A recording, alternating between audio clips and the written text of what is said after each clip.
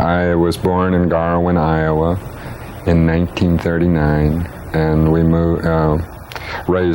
lived for 6 years on a farm and a dairy, and then we moved to California, and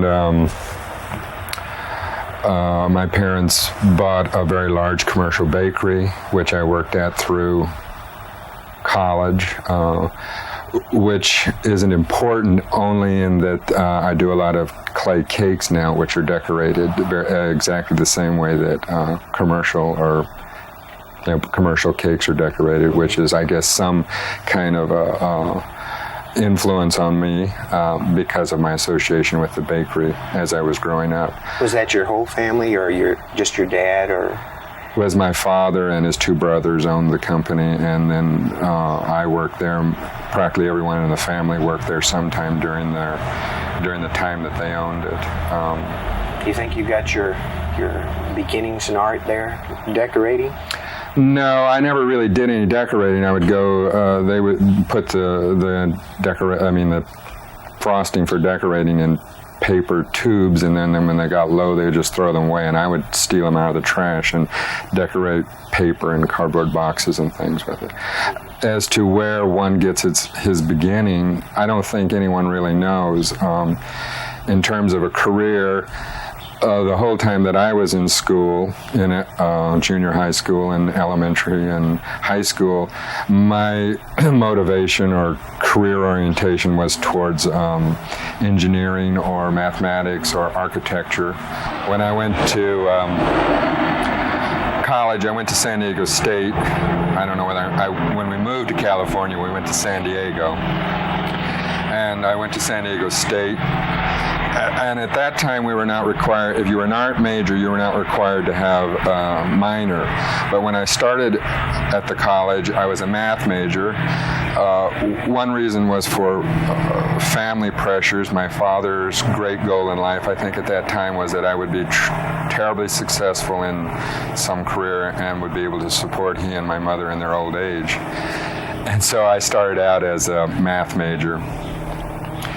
Had you done most of your work through high school in that area? Were you preparing for a math career or No, it was easy for me. Math was easy for me in high school. I took art. The only time I was allowed to take art courses in high school was in the summer until I was a senior, and they let me take one art course. So I had the interest, but not the time, I guess. So your family was guiding you towards a math or engineering? Well, I don't think it was particularly they. It was just the whole, it was a much more acceptable thing to go into that program rather than to be an artist. It's very difficult to tell anyone at that age, I think, that you want to be an artist.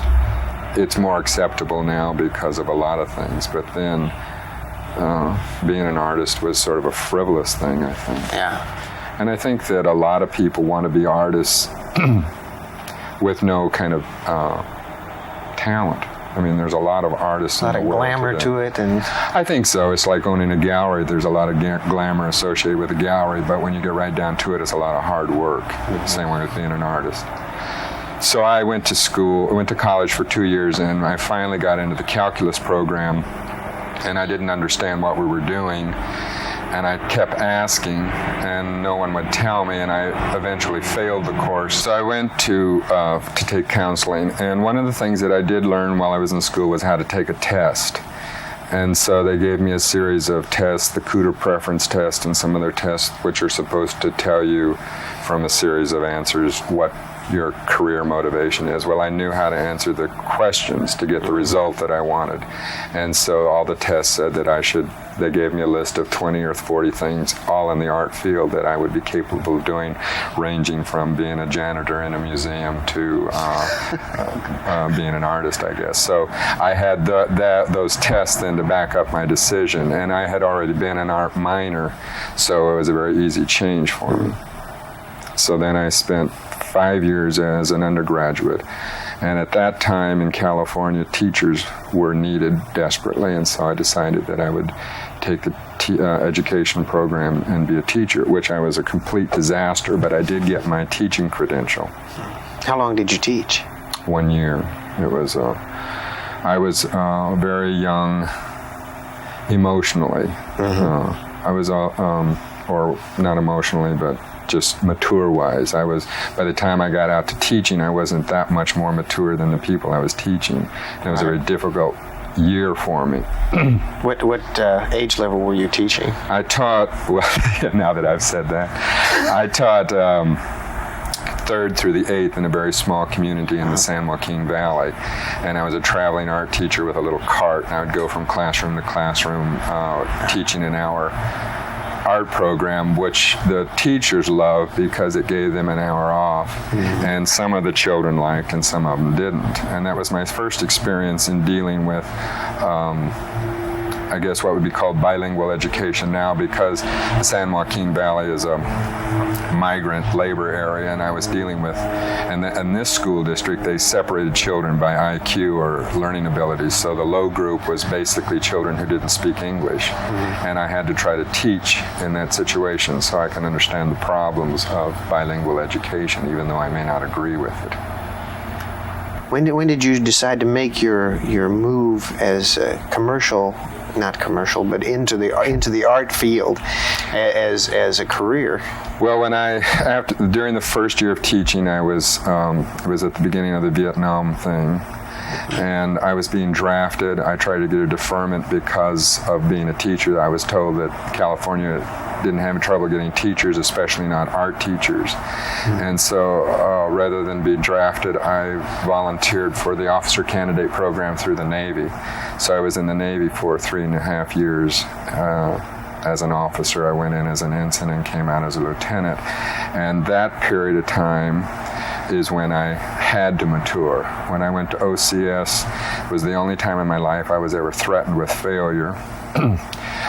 From peer pressure and also from academic work. I had difficulty, which was the first time in my life that I had ever had that kind of a difficulty. And it also having to deal with, from OCS, I finally got my commission and I was aboard a ship with 300 Navy people on board, which I had to get along with. And so I learned how to get along with people. So then when I got out of the Navy, I decided that I had matured enough that I could teach. So I went back to UCLA to sort of refresh myself in terms of what was going on in the arts before I started teaching. And I was accepted on probation. And the first year I was awarded a scholarship and got a straight A report card, or whatever we call it in college. And so I was encouraged to continue, so I stayed there for 3 more years and got an MFA, which is equivalent to a doctorate in the arts. And while I was there, I was also allowed to teach, and I taught 1 course. And I really enjoyed it, and I felt that I did well and the students did well, so I felt that by then that I was able to teach. And it was still the problem of, if you're in the arts, what do you do? Richard Colley is a very prominent architect in Texas and in the world. He's the major architect for Texas Instruments. He offered me a studio, all the equipment, all the materials, and an assistant and a salary, which is ideal for someone beginning, because when I graduated, one reason for not opening my own studio then was it's a great expense and I did not have the money, and so indirectly he gave me my own studio. What were you going to be doing? For him? Yeah. It took me a long time to find that out. Basically, he let me do what I wanted to do. It was the same thing as having my own studio with he as my patron. Originally had been that I was to do things for his buildings, but for some reason that didn't. We did a few things for his buildings, but it was primarily, his son opened a gallery, and it was primarily doing things to sell through the gallery. When did you strike out on your own? 7 years ago. 7 years? And what instigated that? A variety of things that I don't want to discuss on public television. All right. It was mainly time to change. And I was offered the opportunity to move my studio to what was then the Cafe Gallery. And they were very good. Gave me a very good offer, which I couldn't refuse, and was the opportunity for me to have my own studio and to buy my own, and that way I was not answerable to anyone but myself. You think that's very important for an artist? No, I think the important thing for an artist is to do whatever's comfortable for him. I think it's hard to make generalizations about what's good for one person. Do you think somebody can be creative, though, if they know that they're producing specifically for one group? Yeah. I mean, I do that all the time, and it's just a matter of how one is able to work. Now, a lot of people won't work that way because they can't. I get a certain satisfaction out of working that way, and therefore I can work. I think it's somewhat self-indulgent to sit in my studio and produce what I want, and people would argue with me. But that's just individual differences, I think. Right. Well, isn't it in the final say-so, I guess, that you are producing for someone? Someone is going to criticize your work, so you can't really sit and do only what you want to do, especially if you're living. Right, you can, and I've often wondered if, like, I've been very lucky all through. I mean, I never had thought that this is what I wanted to do, and everything has just sort of happened, and the things that have happened to me are not things that I've necessarily sought. They've just sort of come to me. And so it's hard for me to make judgments. Do you see yourself becoming more of a businessman now that you're... Yes. Once you have your own business, then you have to pay the bills. It seems that those responsibilities keep growing. One way to pay the bills is to hire people to help you work so you can get more done. We're doing some work for guest quarters in Washington. They own 6 hotels, and they were doing a promotional program, and which was very successful. They were promoting one of the hotels in Houston. And so the president of the corporation was in Houston, so he decided to come and visit to see the studio. And while he was here, I mentioned that to him. I said that I felt that I was becoming more and more of a businessman and less creative. And he became highly offended because he said, just because you're a businessman doesn't mean that you're not creative. And he was trying to tell me then how important he felt that art classes were in the public schools, because in an art class it's the only time you're given the opportunity to make a decision. That most education is you're sort of told what to do and you come up with the right answer. But in an art class, you're continually every time you do something, you're deciding whether or not that's the right thing to do. And he felt that was very important for a businessman, because in the business world, you have to be able to make decisions immediately. So, so I know that's not the question you're asking, but even though I am a businessman, I'm still creative. And one of the things that we do that I think is somewhat unique for a pottery studio is that we do a lot of commission work, which some people will not do because they feel that someone else is telling them what to do. I like to do it because it's sort of like problem solving, and that's my educational background, and my what I'm used to doing and that was why I was a good student, is because I enjoyed solving a problem with a set of requirements that had to be fulfilled, and so that's what we do a lot of in the studio. And I also think there's some satisfaction in having the input of the person who's going to wind up with the object.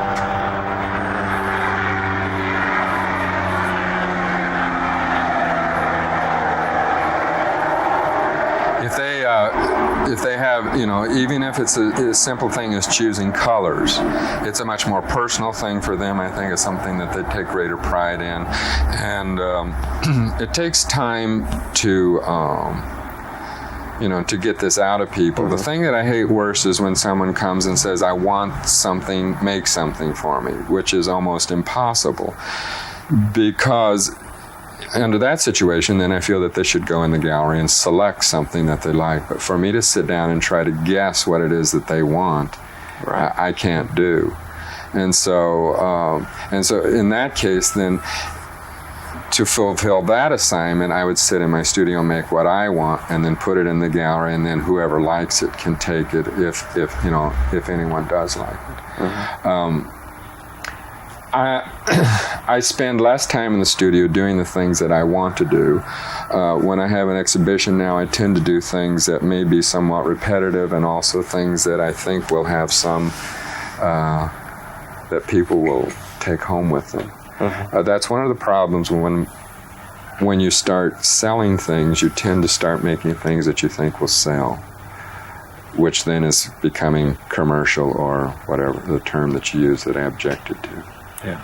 And I don't know what the solution to that is.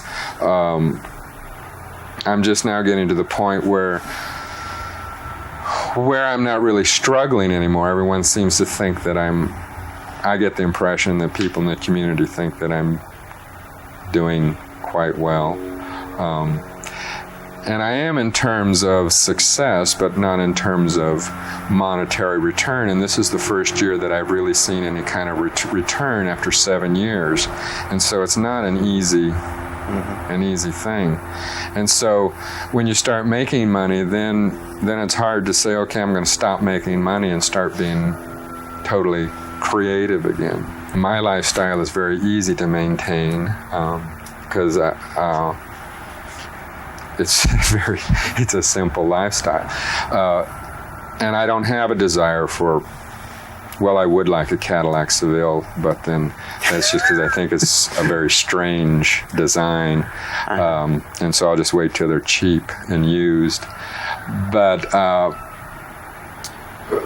when I talk about making money, I invested a certain amount of money when I did go into my own business, and this is the first year that I've been able to get it back, and that's after 7 years. And I'm sure that any businessmen listening to this program will think that I'm a terrible businessman if it's taken me that long to recoup my initial investment, but it has taken that long. And so I have a certain sense of satisfaction in that respect, and because of the people that I have working with me is the only reason that I can think that that we are doing better. I have 3 very good people that work with me, which I would like to mention: David Chapman, Wayland Randolph, and Gumisendo Larios. And as they become better, then it requires less supervision on my part, which then will hopefully allow me to do the things that we were talking about earlier, things that are more creative or possibly my own work. They do an awful lot of work on my things, which I'm sure that some people would object to or think that it's now no longer my work, but I feel it is. And it's a matter of designing something and having someone else do it. It's something that's happened. People have had assistance throughout history. I have decided that what I'm doing is more of a craft than an art, because I feel that if you're doing an art, you have a very a personal kind of involvement. You're trying to make a statement, or which is a very simplistic way of looking at it. But in terms of what I'm doing, I'm just making these things. They're personal, but it's not a comment on anything, or I'm not angry at anyone. I'm just it's sort of a pleasant kind of thing, right, as far as I'm concerned.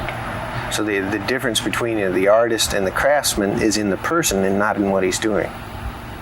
Well, yes, but then the person would then affect what he's making. Yeah.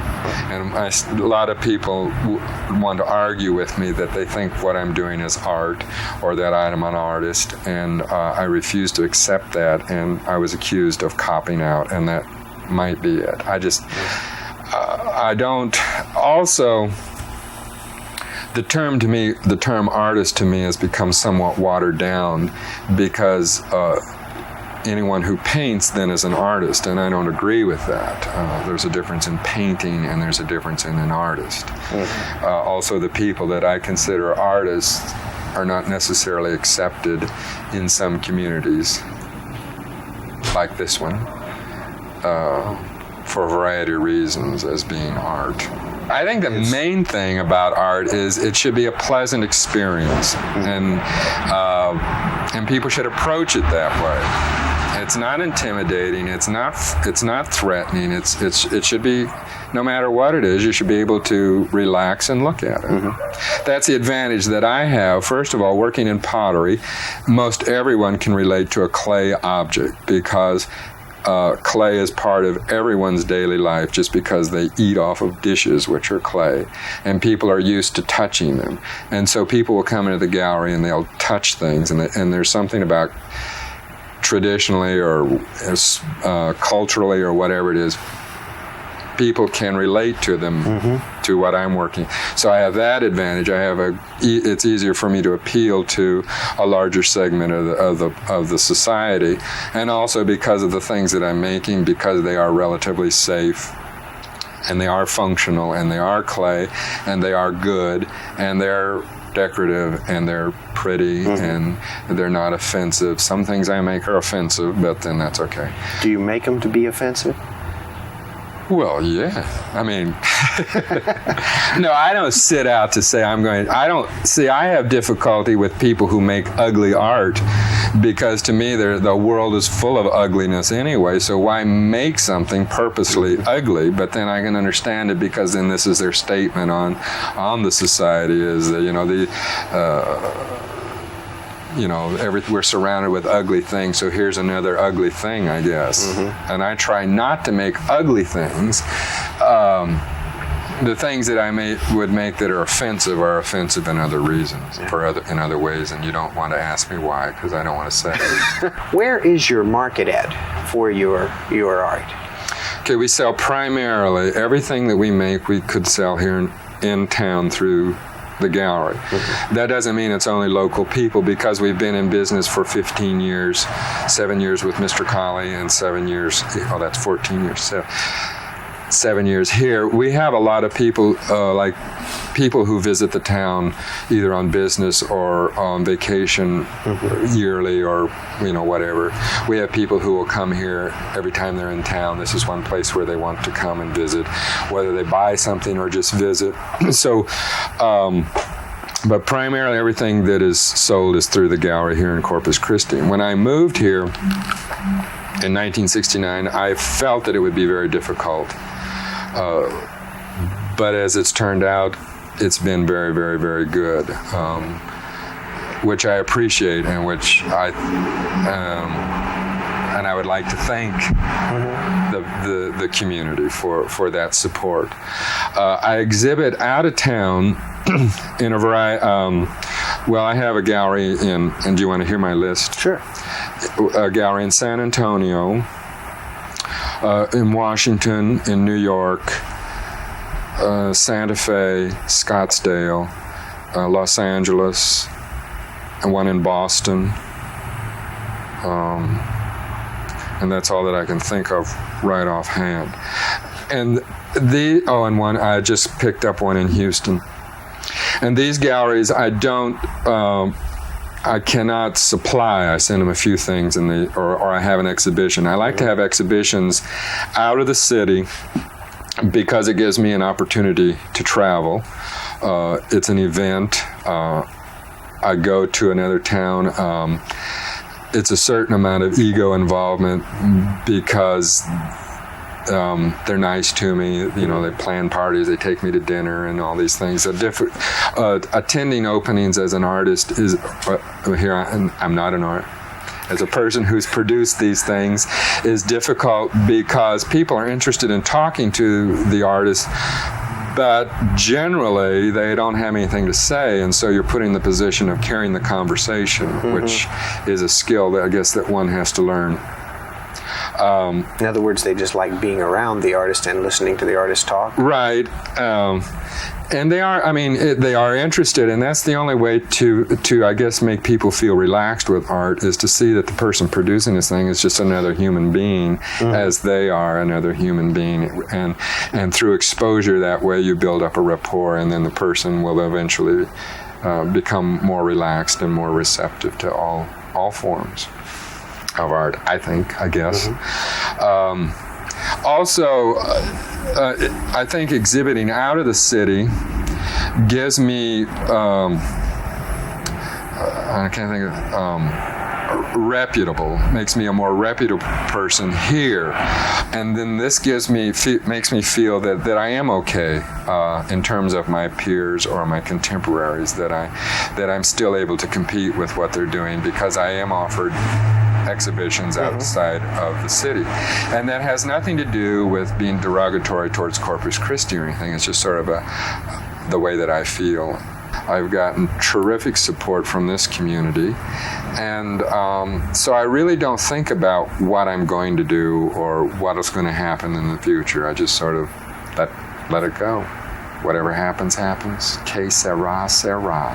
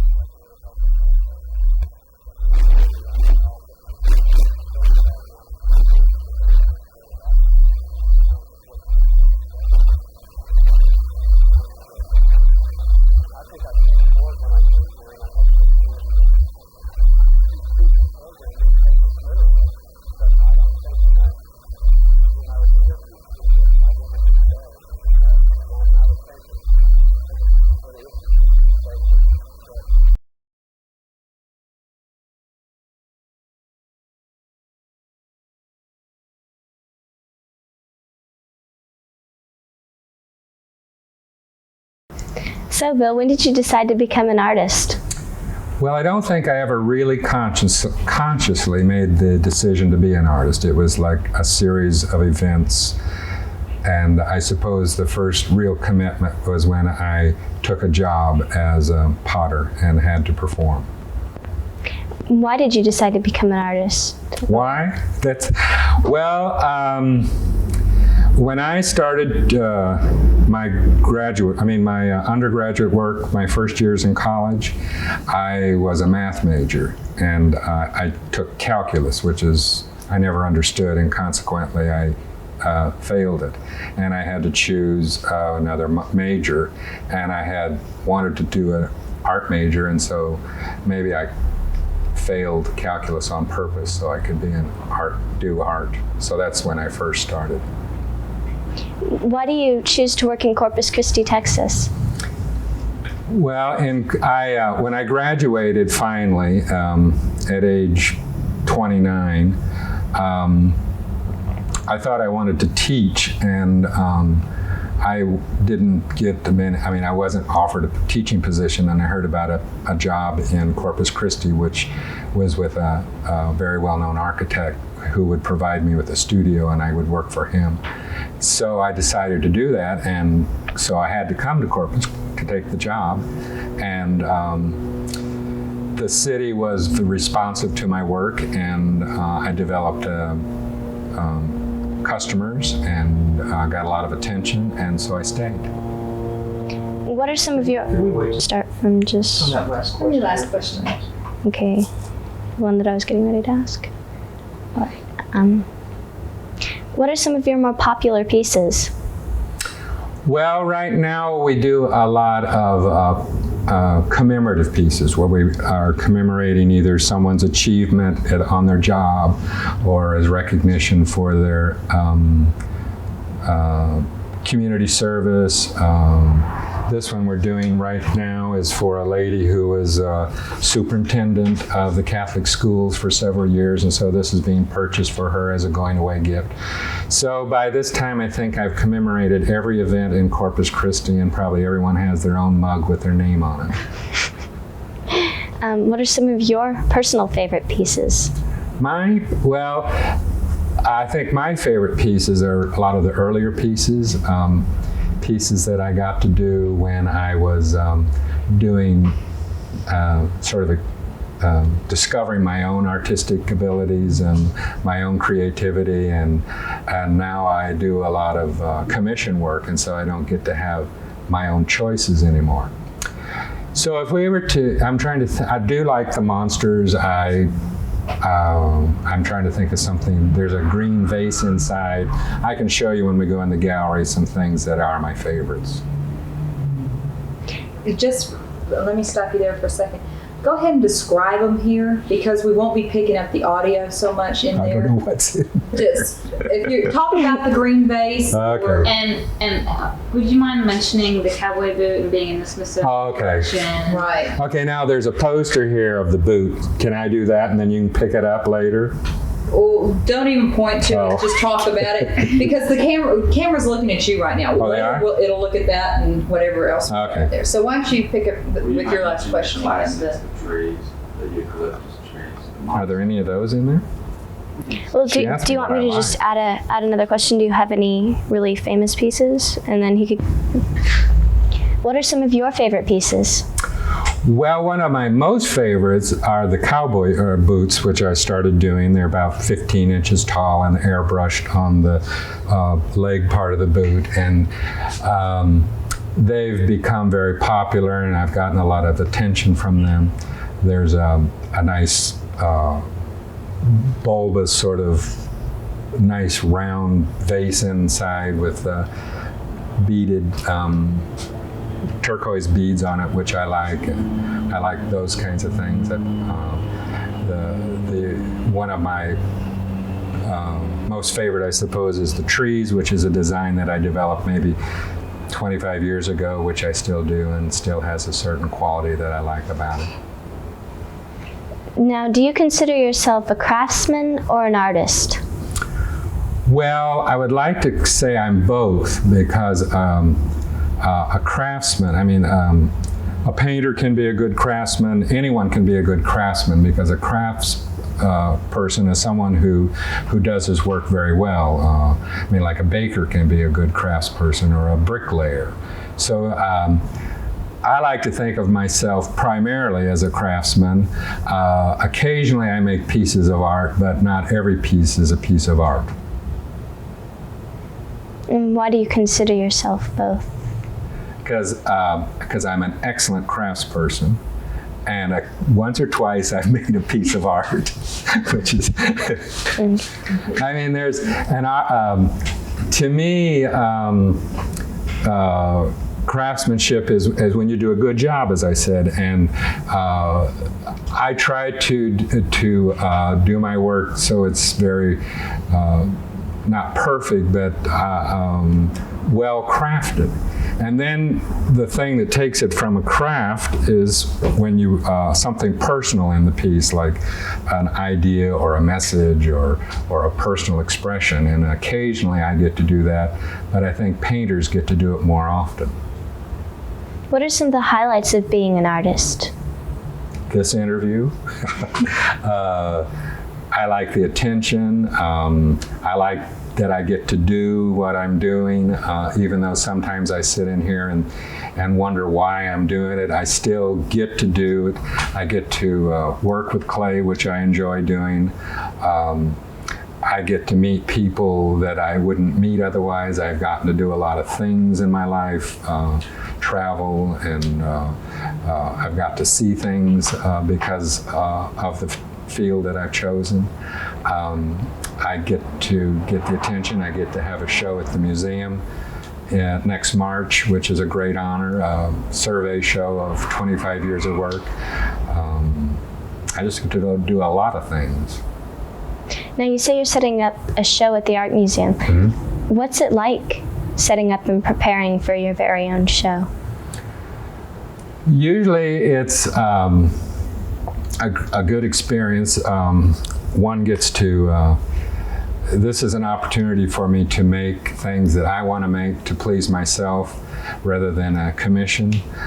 For some reason, this show is very intimidating, and I think part of the reason is because it's, at the museum, and I know a lot of people in the community that are expecting me to do something wonderful, and so I'm very intimidated this time.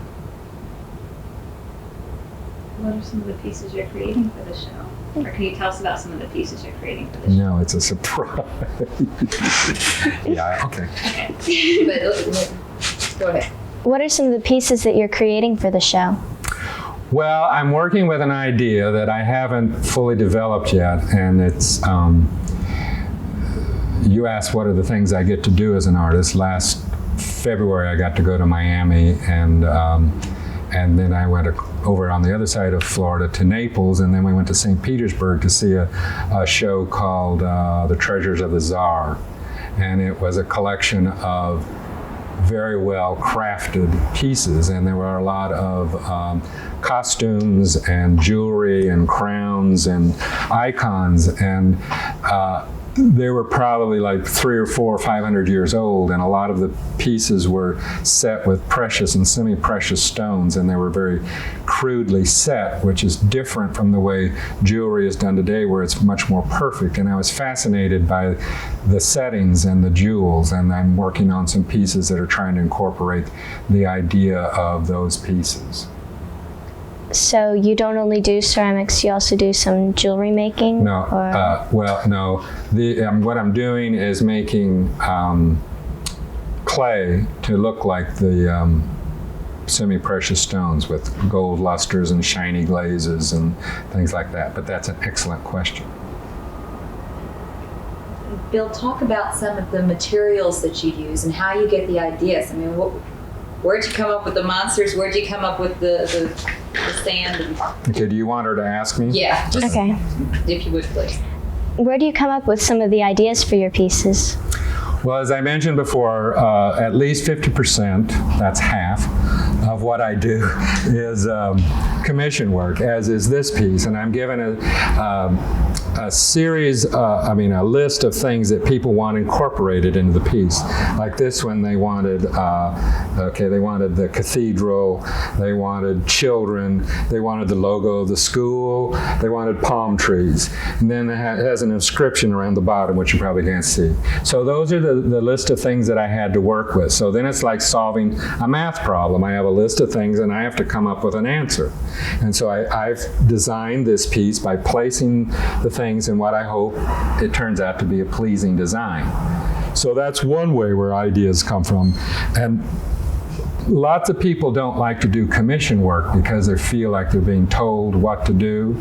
But like I said before, I like to do it because it is like solving a problem. It also involves the other person in creating a piece of art, so that then they have a greater feeling for the piece because they feel like they've had some input into it. Then the contrast to this vase would be something like this, which is a large monster, which is something that I've done for 25 years. Usually they're only about this big, but this is a big one. And the inspiration from this is from historical reference from Aztec or Mayan clothing or priests or whatever. So I get a lot of my inspiration looking back. My books are a lot of historical books. I get a lot of inspiration from architecture. I look at a lot of books. People think that's think that's stealing ideas, but it's not. I don't think that very few ideas are truly original. You take in information all day, and then you sit down and it unconsciously comes back out. What are some of the materials that you use to create these pieces? Well, my main material is clay. This one has been fired, this is mature. It's been fired 2,300 degrees. This one has to be fired one more time. The surface that you see, this is clay, fired clay. It has a glaze on it that has not been fired, so it's not shiny yet. When it comes out, it'll be shiny. These are oxides on here. We have pink is cobalt, which will turn blue. I don't know if you know milk of magnesia bottle. You know what is it milk of magnesia that's blue? You know what a milk of magnesia bottle? It's a real bright cobalt blue. Well, that's the same cobalt I use to get blue, but before it's fired, it's pink. This will turn green. This will turn green. This is copper, like a penny. And this is iron oxide, which will turn a dark brown. And iron oxide is like rust off your car. If you got that and scraped it off your car and put it on the clay, it would turn brown. I mean, on the glaze. So those are some of the materials we use. Well, I noticed that some of these pieces, especially the monster, are very detailed. What are some of the detailing tools that you use? My fingers. And one of my favorite tools, I don't have it here on the, oh yes I do, is my X-Acto knife. A lot of this work on this is done with the X-Acto knife. Coils, like when you make a snake, is a coil. This is all coil work. This is all coils. It's just added on. So it's mainly your hands and your brain.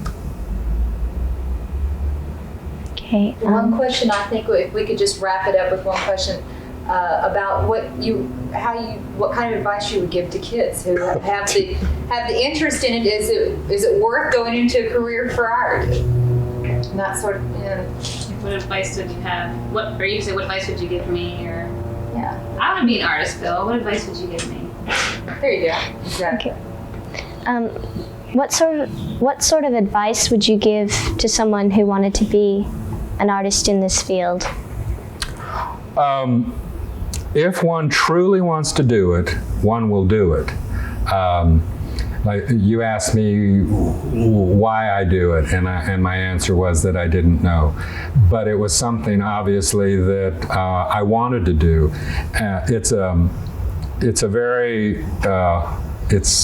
It's hard in some respects in that I spend a lot of hours in the studio. I see people going to the mall and wonder, well, why don't I get to go to the mall? But instead I get to stay here and do what it is I really enjoy doing. It's a lot of work. Financial rewards are not as great as if one chose to be a lawyer or president of the United States or something like that. I think that generally people who are in the arts don't choose the arts necessarily. The arts, I think, a lot of times chooses them. And if one decides to go with it, it's not for financial return. I mean, obviously everyone wants to make enough that they can live, but the majority of the people have a very simple life, and I think fortunately most artists like that kind of a life. My main advice is if you really want to do it, do it. I fought it when I went to school and chose to take math and wound up failing calculus, and convinced my family that I wanted to do art, and finally did it. When I was in high school, I wanted to take art classes, but because I was taking college preparatory courses, I was not allowed to take art courses. So I took courses in the summertime so that I could do art. And I think that if one wants to do it, you'll do it. Okay. So Good. good luck. Good. Okay. This is the cathedral. They wanted palms, children. Here's a little inscription with the lady's name, the logo for the school, sailboats. Here's the skyline of Corpus Christi, more palm trees, and an inscription at the bottom. Can you do it again? Real slow. I mean, like dramatically slow. Not what you're saying, but we just need to get your fingers. Yeah. Oh, I see. Okay. Start with the church. You can talk through it if it makes it feel better. Here we have the church, and Here's the here's the steeple. palm trees. Here we have the children with an inscription, more palm trees, the skyline of the city, the school logo. Here's the bridge, and an inscription. Great. That sounds nasty. What actually are you getting the glaze out of the... Graffiti. I'm putting these little textures in the palms.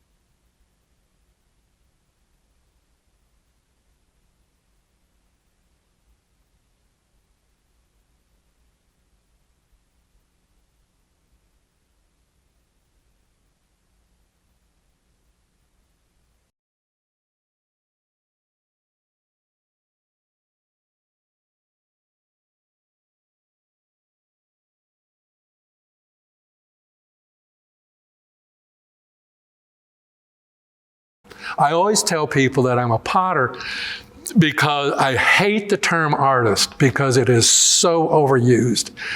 And Wayne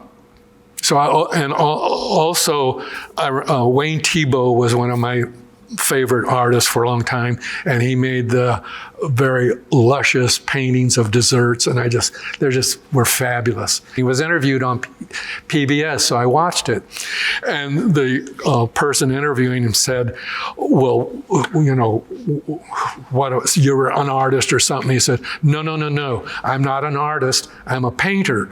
I'm a painter. It's up to the critics and the gallerists and museums to decide who a painter is. And so I always call myself a potter. I don't even want to use the word ceramist because it's more elitist.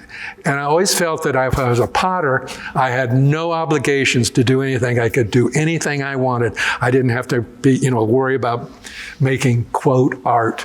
So I'm a potter. So this guy comes up to me, I'm in my morning suit, asks me what I do, and I say, well, I'm a potter. And he said, oh, really? I thought you were a banker or something, which I thought was just...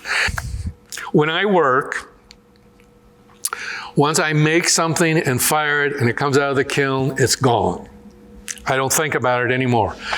And so I've been asked how I feel about my work. And so I make the piece. To me, making it is what is important. Creating it is what is important. I fire it and put it up for sale. If it sells, I've made a contract with the person. That I've made a contract. I mean, they get the piece, I get the money. They don't tell me how to spend the money. I don't tell them what to do with the piece. What they do with it, I don't care. I mean, they can throw it away for all I care. I'm not attached to the pieces. I'm attached to the process, to creating, to making. And I'm probably the most content in my studio when I'm there making. I don't worry about politics. I don't worry about anything. And I spend the major portion of my life in my studio making stuff. One thing that Archine Fetty, one of my favorite graduate school instructors, told us as to photograph every piece you make and document who has it. And I didn't do either one. So, well, you know what the main thing about graduate school is? I was able to concentrate and do whatever I wanted to do. And I was provided the luxury that the university provided again. They bought all the materials, they provided the space, my living, provided me everything. All I had to do was go there and make what it is I wanted to make. And we were required every year, we would have a ceramic sale. Every graduate student was asked and required to make 100 pieces to sell in the pottery sale. It was a fabulous event, and people would come, they'd come and stand in line to come to the pottery sale. Because again of my decorative, designy background, when we the teaching assistants would load the kilns, the undergraduate work, we had this. And Laura Andreessen was the one that really started this. We'd pick up a piece of undergraduate work that was like horrible, and she'd hold it up and say, "Does this deserve to live 3,000 years?" And we'd say no, and she'd drop it. And then we'd tell this undergraduate, "Oh, this got broken on the shelf." We were very aware of protecting our ideas and our own sense of design. And so if we saw someone that we thought was influence or stealing, we would call them out on it. So I didn't want to start, I couldn't have made big things anyway. John Schultz became well known. But the thing about ceramics, which is I think different from painting or quote art, is that you generally have a local reputation more than a national. Even though I showed nationally, my reputation is still here. That's why to me the importance of having the collection here in this museum. Not only was the museum very important in my whole career here, because I came to Corpus Christi the year when they were raising the money to build the museum. And because of Richard Colley's connection and Stuart, his son's connections, I got to meet the people that were interested and had the money to buy stuff. And I was involved in the very beginning of the art museum. And when I came here, I was determined that I wasn't going to, I hate to use the term buried, but I didn't want to just be in Corpus Christi. I wanted to show my work, not here, but, you know. They had a headdress ball, and we got to make the invitation for the headdress ball, and everyone wore headdresses. And I had bought this Chinese lamp at some swap-around or something, and it had was flat like my work, and it was a car shaped like this, and fit right on my head, and then it had a little ruffle around it. So it fit on my head, and the ruffle covered so that's what I wore to the headdress ball. And also at Swap Around, one time I bought a set of tails. Well, it was a morning suit. And the difference in a morning suit and the tails is morning suit is, well, it's black, but it has a gray vest and a gray ascot. And so I bought this for $10, and I wore that for years to every formal event, and I wore it to the opening of the art museum. And I remember, and of course, I mean, the opening to the art museum was just absolutely amazing. I used to hang out at junk stores, antique shops, resale. I always liked beaded lampshades and things. For whatever reason, I wanted to add those things, but a lot of times people will add things to ceramics and it looks like it's glued on.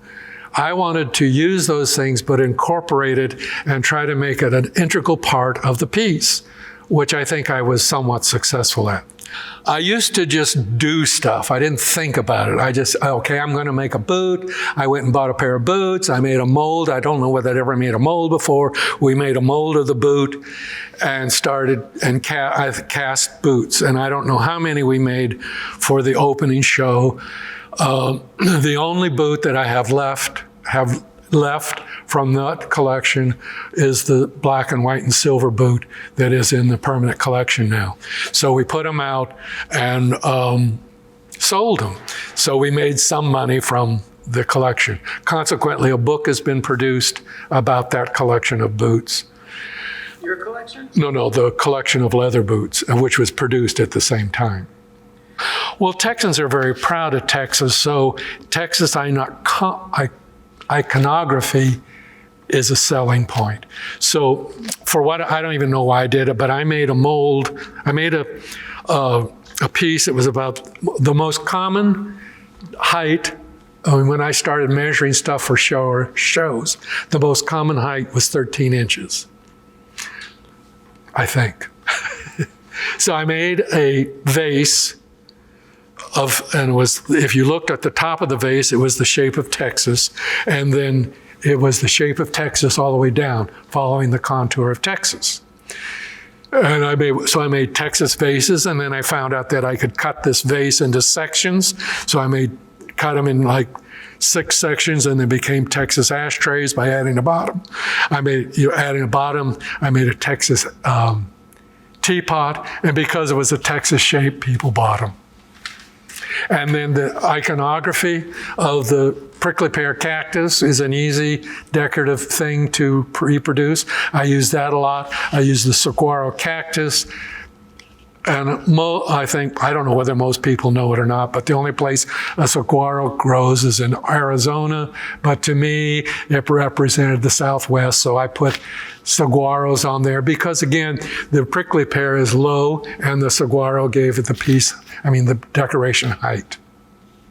The base, I had to do the base, and then each of the cloud parts are a separate, like a sphere, sort of smashed, So I had to make a variety of those. Again, it's functional because the lid lifts off. I don't know whether it's obvious that it's a lid. So this is airbrushed with Easy Stroke, which is a underglaze. Well, I started using it without putting glaze on it. I mean, this is no big discovery or anything, but that's what I did, and therefore it has the matte finish because it's not glazed. And then the contrast then between the highly glossed base, which is against the blue, against the matte, just makes the matte look more matte, and probably the shiny look more shiny. I always had a patron, which I never realized. Richard Colley, then the Caffey brothers, then Martha Clare and Guy took it over and had the Karankawa Gallery.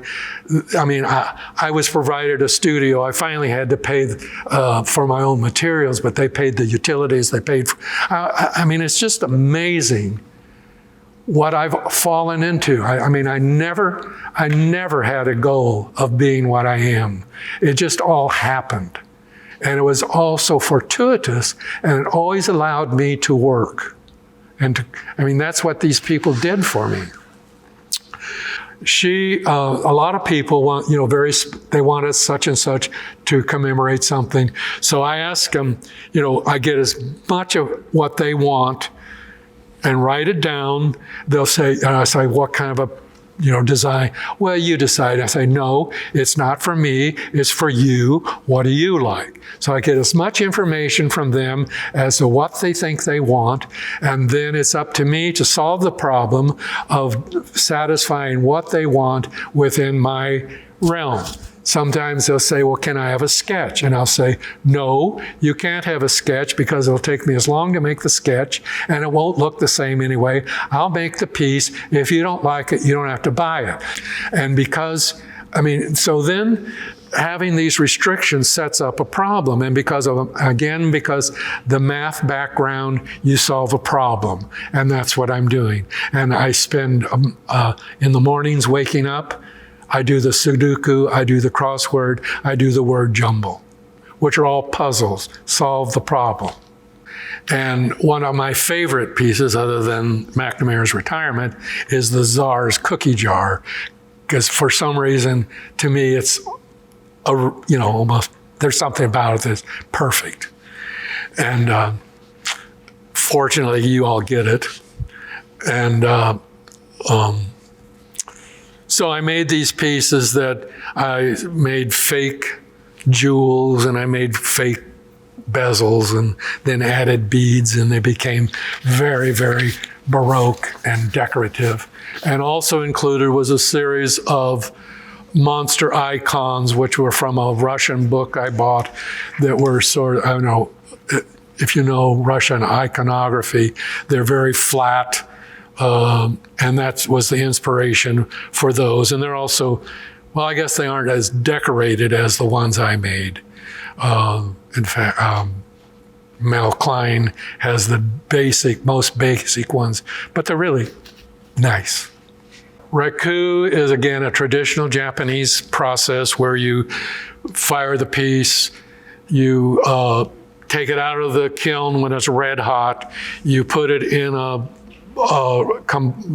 container of combustible material, you shut off the oxygen again, it reduces the piece, it turns any exposed clay to a dark charcoal color, it affects the glazes, and it's part of the Japanese tradition, and because of the process, you have a lot of things happening that you don't plan on. It's like acts of God.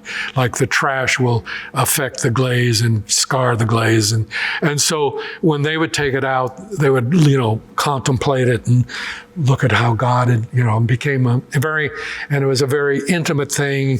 And unfortunately, American potters discovered raku and have sort of desecrated the whole idea of what the Japanese. And so I used to do raku parties to entertain the socialites. They would hire me to go to their debutante party and do a raku party, and I'd make little tea bowls for everyone, and they would decorate it, and I would fire it, and they would all go home with their own piece, because you could, make it and fire it in an hour, whereas, in a regular kiln, it takes 10 or 12 hours. And we did that once at the gallery, and someone, for whatever reason, tried to flush their tea bowl down the toilet, and I got jammed in the toilet, and I had to buy a new toilet.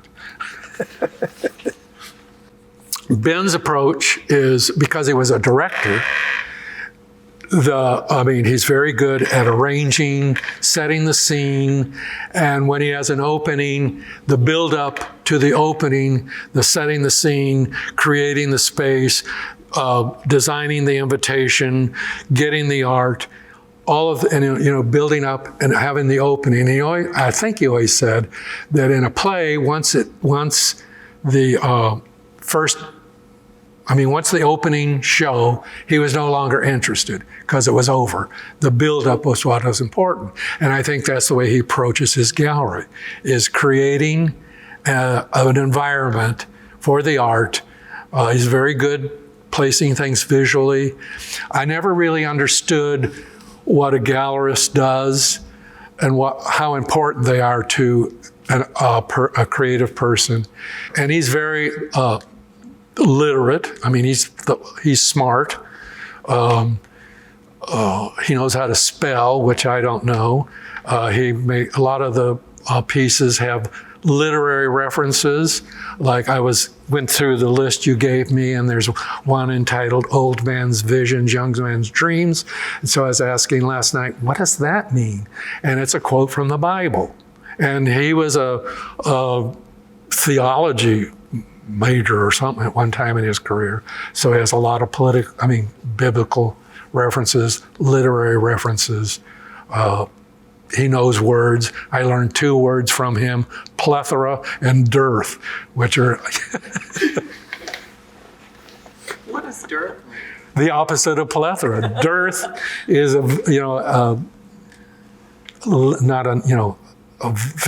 dearth. Plethora is a lot, dearth is not a lot.